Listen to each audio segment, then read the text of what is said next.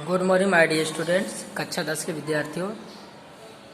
आज हम lesson number 6 में वीडियो का 8वां भाग देखेंगे, पादपों में परिवहन। ये स्टूडेंट, जिस प्रकार से मनुष्य में ब्लड का, खून का, रक्त का, पानी का वहन शरीर के विभिन्न भागों में होता है, उसी प्रकार से पौधों में भी कुछ परिवहन कार्य होता है। तो आज हम उसी के बारे में चर्चा करेंगे। तो चलिए स्टूडेंट, अब हम बात करते हैं कि पौधों में, पादपों में परिवहन। देखिए, हम पहले ही चर्चा कर चुके हैं कि पादप किस तरह CO2 सरीखे सरल यौगिक लेते हैं। आप जानते हैं कि पौधे CO2 ग्रहण करते हैं, ऑक्सीजन रिमूव करते हैं, छोड़ते हैं, और किस प्रकार से प्रकाश संश्लेषण द्वारा ऊर्जा का भंडारण क्लोरोफिल युक्त अंगों, विशेष रूप से पत्तियों में करते हैं। विशेष रूप से पत्तियों में करते हैं, इतना आपको समझ में आया होगा। वो क्या करते हैं स्टूडेंट? पत्तियों में करते हैं। चलिए देखिए, करते क्या है? पौधे, पेड़ पौधे क्लोरोफिल के द्वारा सूर्य प्रकाश ग्रहण करते हैं। क्लोरोफिल पत्तियों में होता है और इन पत्तियों के द्वारा वो अपना भोजन तैयार करते हैं। इसलिए वनस्पति में पत्तियों को वनस्पतियों का रसोई घर कहा जाता है। अब देखिए कि क्या पत्तियों में भोजन बनता है। जैसे हम भोजन ग्रहण करते हैं तो शरीर के विभिन्न भागों में हम ऊर्जा पहुंच जाती है। तो क्या जो पेड़ पौधों पत्तियों में भोजन बनता है, वह भी पेड़ पौधे के अन्य भागों में कैसे पहुंचता है, उसी के बारे में हम आज चर्चा करेंगे। चलिए स्टूडेंट, अपने चर्चा का भाग स्टार्ट कर। देखिए, पादप शरीर के निर्माण के लिए आवश्यक कच्ची सामग्री अलग से प्राप्त की जाती है। पौधों के लिए अलग से भी बहुत सी चीजें चाहिए। केवल कार्बन डाइऑक्साइड, सूर्य प्रकाश, पानी जरूरी नहीं, इसके अलावा और भी कई पदार्थ जैसे नाइट्रोजन, फास्फोरस, दूसरे खनिज लवणों के लिए निकटतम प्रचुरतम स्रोत हैं। यानी पेड़ों को नाइट्रोजन, फास्फोरस और दूसरे खनिज कहाँ से प्राप्त होते हैं? तो ये खनिज हमें मृदा से प्राप्त होते हैं। इसलिए पौधे इनका अवशोषण जड़ों के द्वारा करते हैं। जड़ कहाँ होती है? जड़ मिट्टी में होती है। यदि मृदा के संपर्क वाले अंगों में क्लोरोफिल युक्त अंगों में दूरी बहुत कम हो तो ऊर्जा व कच्ची सामग्री पादप शरीर के अन्य भागों में आसानी से जाते हैं। यानी जड़ और तने के बीच में, जड़ और पौधे के ऊपरी भाग में अगर दूरी कम हो तो आसानी से सारे पदार्थ एक भाग से दूसरे भागों में पहुंचते हैं। लेकिन यदि पादप शरीर की अभिकल्पना में परिवर्तन कारण दूरियां बढ़ती है, यानी पेड़ों का आकार बढ़ता है, तो पत्तियों में कच्ची सामग्री तथा जड़ों में उपलब्ध कराने के लिए विसरण पर्याप्त नहीं होगा। यानी पत्तियों से जो भोजन होगा वो जड़ तक विसरण के माध्यम से पहुंचेगा नहीं। तो कैसे पहुंचेगा? तो ऐसी परिवहन परिस्थिति में एक सुदृढ़ प्रणाली आवश्यक होती है। यानी कुछ एक प्रणाली होनी चाहिए जिसके माध्यम से पत्तियों में बना भोजन पौधों के विभिन्न भागों में पहुंच जाए और जड़ों में उपस्थित खनिज, नाइट्रोजन, ऑक्सीजन, फास्फोरस जैसे खनिज जड़ों से पौधों के विभिन्न भागों में पहुंच जाए। उसके कुछ ऐसी संरचना होनी चाहिए।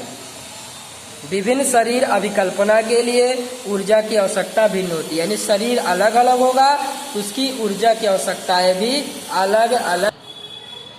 तो मैंने बताया कि विभिन्न शरीर अभिकल्पना में ऊर्जा भी विभिन्न प्रकार की आवश्यकता होती है। पादप प्रचलन नहीं करते, यानी पादप हिलडुल नहीं सकते। पादप शरीर का एक बहुत बड़ा भाग मृत कोशिकाओं का बना होता है। इसके परिणाम स्वरूप पादपों को कम ऊर्जा की आवश्यकता, यानी पौधों को ऊर्जा की कम आवश्यकता होती है, तथा वे अपेक्षाकृत धीमे वहन तंत्र प्रणाली का उपयोग करते हैं। यानी इनमें जो भोजन और पदार्थ का वहन होगा वह धीमे धीमे होगा। जिन दूरियों का परिवहन तंत्र का प्रचालन कर रहे हैं, लंबे वृक्षों में वह बहुत अधिक हो सकती है। यानी जैसे जैसे वृक्षों का आकार बढ़ेगा वैसे वैसे ये जो भोजन और पानी का परिवहन होगा वो उसी प्रकार से बदलता चला जाएगा। पादप वहन तंत्र पत्तियों में भंडारित ऊर्जा युक्त पदार्थ जड़ों से कच्ची सामग्री का वहन करेगा। ये 2 पथ स्वतंत्र संगठित चालन नलिकाओं से निर्मित है।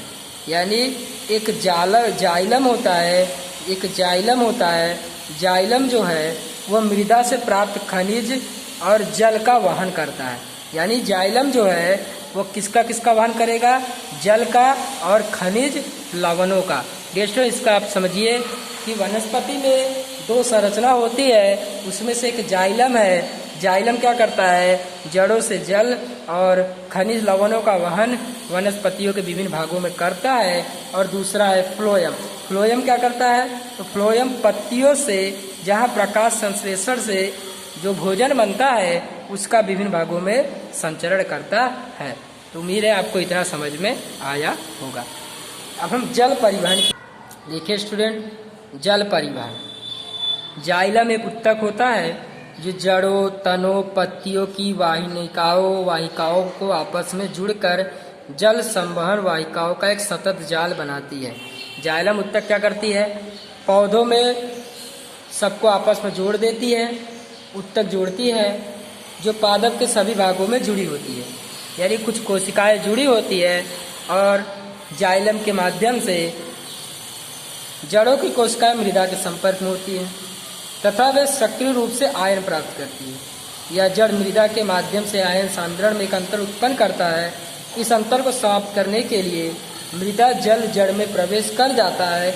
इसका अर्थ है जल अनवरत गति से जाइलम में जाता है और जल के स्तंभ का निर्माण करता है और लगातार जल क्या होता है? ऊपर की तरफ जाते रहता है। चलिए हम एक चित्र के द्वारा समझते हैं। देख लीजिए, मैं एक चित्र ड्रॉ करता हूँ। मान लीजिए कोई पेड़ है, ये स्टूडेंट क्या है? कोई पेड़ है और ये पेड़ की जड़ें हैं, जमीन के अंदर है और ये क्या है? पानी वगैरह है। यहाँ पानी है और यहाँ पर क्या है? खनिज लवण है।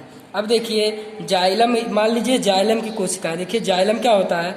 ऐसे ही देखिए जगह जगह बटा हुआ है ना। देखिए मैं जाइलम को बांट रहा हूँ। ये मान लीजिए डालियाँ है पेड़ की, तो जाइलम की कोशिका क्या होती है?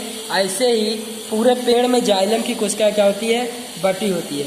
जाइलम कोशिका कहाँ पे होती है? मिट्टी के संपर्क में है। जाइलम कोशिका किसके संपर्क में है?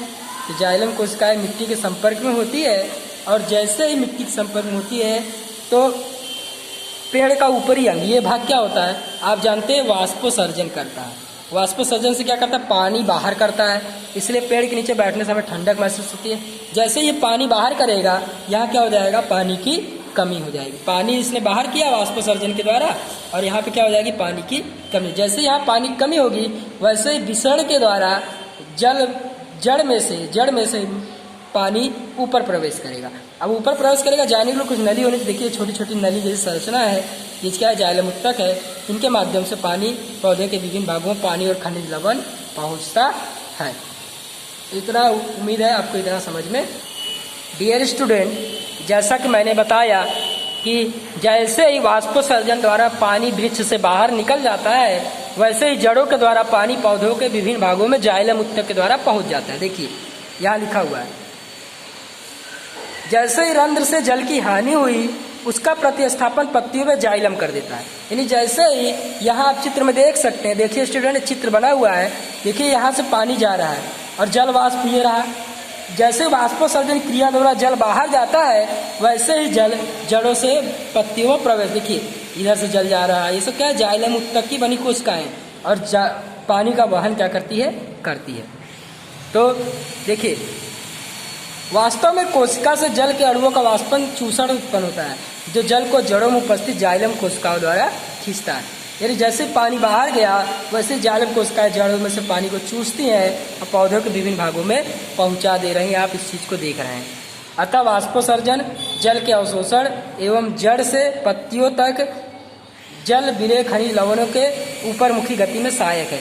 यानी अगर वाष्पोत्सर्जन ना हो तो जड़ों से खनिज लवण और पानी क्या होगा? पौधों के विभिन्न भागों में नहीं पहुंच पाएगा।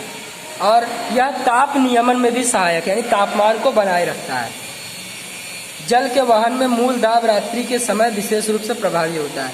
दिन में रंध्र खुले रहते हैं तो वाष्पोत्सर्जन जाइलम द्वारा जल की गति के लिए मुख्य प्रेरक बल है। यानी वाष्पोत्सर्जन होता रहेगा तो ही जड़ से पानी का वहन जाइलम के द्वारा होगा। अगर वाष्पोत्सर्जन नहीं होगा तो जड़ों से पानी का वहन जाइलम के माध्यम से नहीं होगा। उम्मीद है डियर स्टूडेंट आपको इतना समझ में आया होगा कि किस प्रकार से जाइलम के द्वारा पेड़ पौधों में खनिज लवण क्या करते हैं, वहन करते हैं। तो आज के लिए इतना ही। कल का हमारा टॉपिक होगा किस प्रकार से, आज का हमारा टॉपिक था जल और खनिज लवण का वहन जाइलम के द्वारा होता है। कल हमारा टॉपिक रहेगा कि जो भोजन बनता है पत्तियों में उसका पेड़ पौधों में किस प्रकार से वहन होता है। तो आज के लिए इतना ही। Thank you very much. कल हम इसके आगे का टॉपिक डिसाइड करेंगे।